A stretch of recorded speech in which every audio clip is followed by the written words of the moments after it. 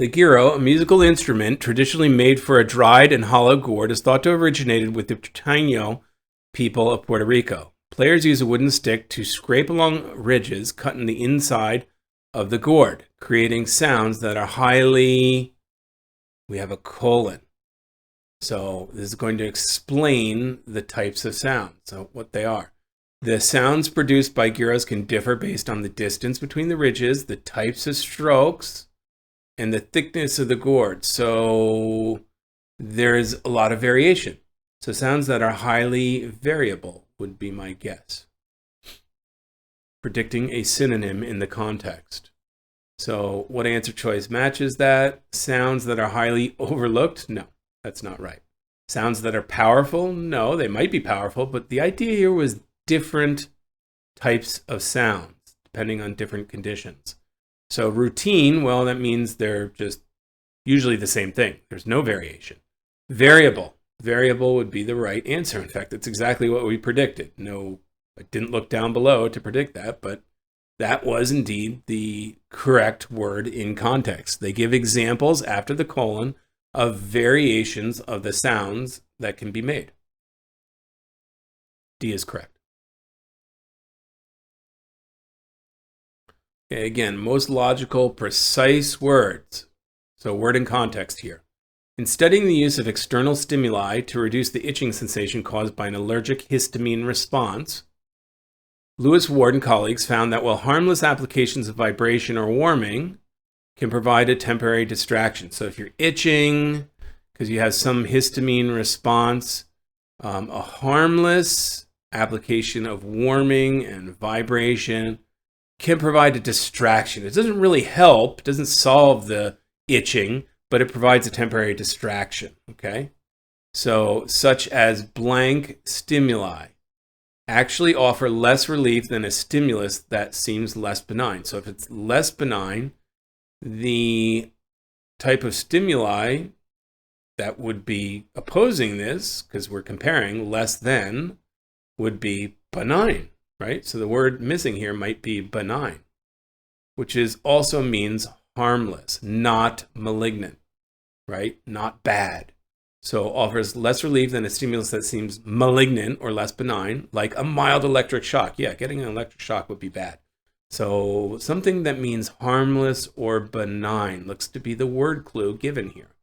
So deceptive? No, it's not about trickery. Innocuous. Innocuous, if you don't know what it means, it does mean harmless. It's not something that's benign. You get an innocuous punishment or shot or something, right? This looks to be correct. But by the way, if you didn't quite know what this means, novel means new. It's not a new stimuli activity, right? The idea is not that it's new, although that could attract some students. Impractical stimuli actually offer, well, I'm sure if it's not practical, it would offer less relief, but that's not the idea here, right? It's benign, harmless versus harmful, okay? And B would be the equivalent answer, which should be something that means benign or harmless.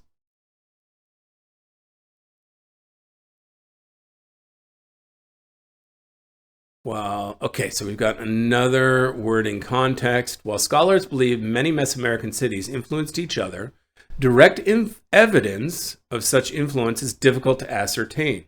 So Mesoamerican cities, this would be ancient sort of central Latin American cities.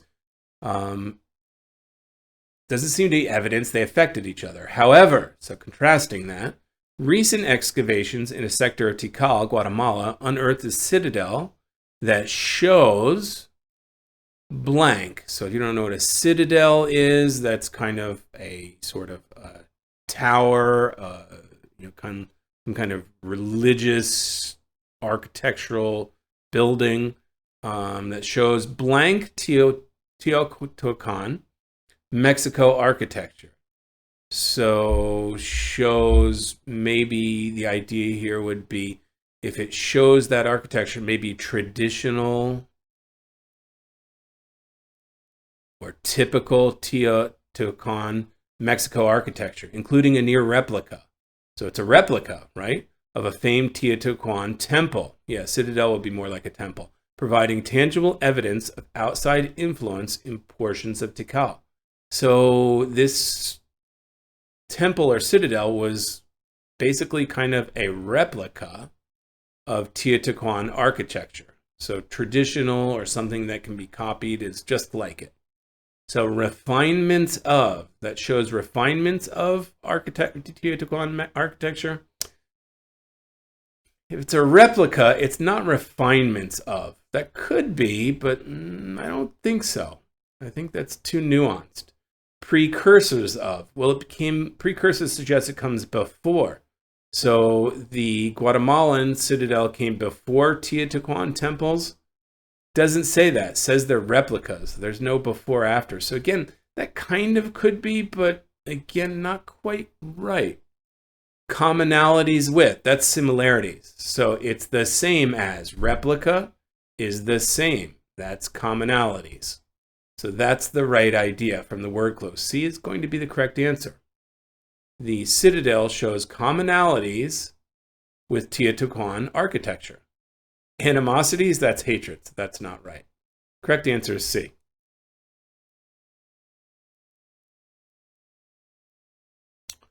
Okay, another word in context question.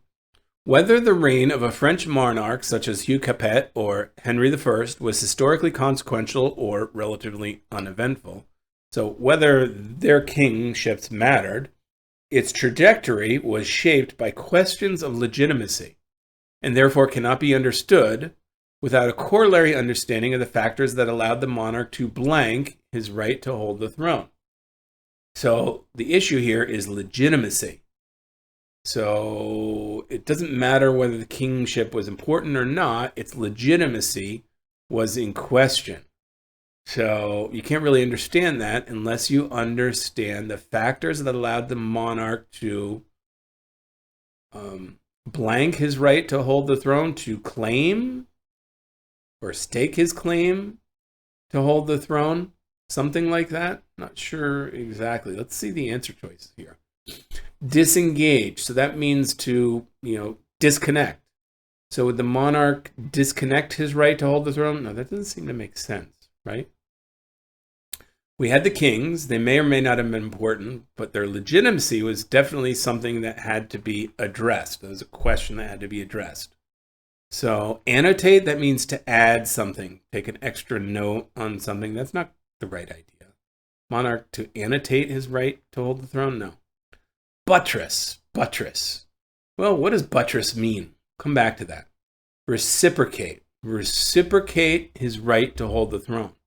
So if his questions of legitimacy, to understand that, you have to understand the monarch's ability to reciprocate his right to hold the throne. No, that means to give back, to offer the same in return, to reciprocate a favor. No, that's not right. Why would a monarch who has questions of legitimacy and wants to stay on the throne reciprocate the throne? So we're left with buttress. Even if you're not sure what it means, you should probably conclude this is the right answer at this point. Now, buttress means to hold against, to fortify against, like to create, a fortress against somehow, right? So would the monarch want to fortify or, create defenses against his right to hold the throne? Yes, he would want to fortify his right to hold the throne. A little different than the guess of claim, but this is going to be the right answer. C.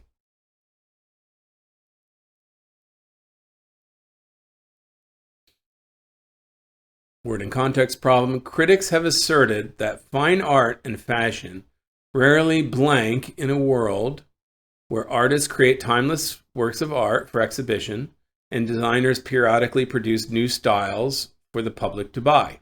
Okay? So what's going on here? The art and the fashion, one is timeless and for exhibition, the other is new and it's commercial for sale. So they rarely connect or have close relationships with each other in a world where artists are timeless and designers are, all about the now and commerciality. Okay, so such and such beadwork artist and designer challenges this view, and explain how she challenges the view, or he. Her work, she, can be seen in the Metropolitan Museum of Art. That's the art, that's the timeless beauty, and purchased through her online boutique. That's the commercial, right? That's the now for sale. Okay? So she does both. She connects. So this idea might be right? They rarely connect in a world. So let's find the answer. Prevail. Prevail means to overcome. That's not connect. Succumb. Succumb is give into. It's not that fine art and fashion rarely give into in a world. Succumb in a world. No, that's not right. One thing has to succumb to the other. The two don't succumb together. That's not the right context. Diverge. So they rarely diverge. I think that's the opposite, right? The art and the fashion are not alike here. They're not the same in the analogy here. So therefore, why would they diverge? They're already diverged. They're already different. They have to intersect. Connect, intersect. That's the right idea. Fine art and fashion rarely intersect, but in this one example of this particular artist, her work's in the art museum and available for purchase. D is correct.